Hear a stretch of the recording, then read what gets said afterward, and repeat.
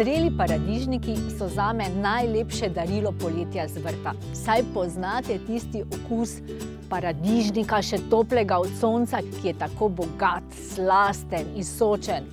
Komaj že čakam na njih. No, do takrat je še kar nekaj časa, najprej ga bo treba posaditi. Na našem vrtu je pisana paleta sort paradižnikov. Največ je tistih starih, še od babice, nekaj je novejših, ampak tudi te so že udomačene. Vsako leto pa posejem sorto novosadski jabolčar. To je zame najljubša sorta rdečega paradižnika.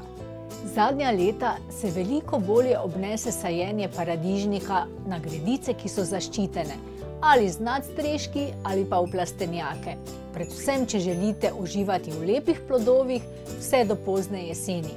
V maju je čas, da posadite paradižnik, vendar nikar ne hitite. Čas imate vse do začetka junija. Imam lepe, utrjene, čvrste in zdrave rastline paradižnika. Z močnim steblom, lepimi zelenimi in čvrstimi listi in z dobrim koreninskim sistemom. Kako ga pa jaz sadim? Tako kot nekoč. Najprej sem postavila količke. Nato ob njem naredim jamico, dam vanjo nekaj komposta, pomešanega z narezanimi koprivami. Sadiko pa posadite globoko, vse do prvih listov. Če je potrebno, spodnjo etažo listov tudi odstranite.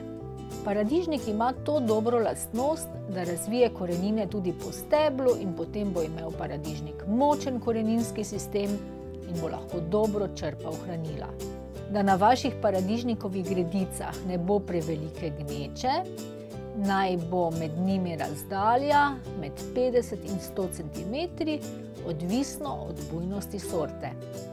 In ko bo prav vse zasajeno, bom vmes položila trakove ovčjega filca, čez približno kakšen teden pa bo že potrebno privezovanje ob količek in odstranjevanje zalisnikov. Za vas imam še eno idejo. Če nimate gredic ali pa so te že polne ali pa ste bolj len vrtnar, vzamete vrečo substrata, spodaj napravite nekaj luknjic, da bo odvečna voda odtekla, vrečko odrežete in vanjo posadite paradižnik. Nato pa samo še čakate na zrele plodove.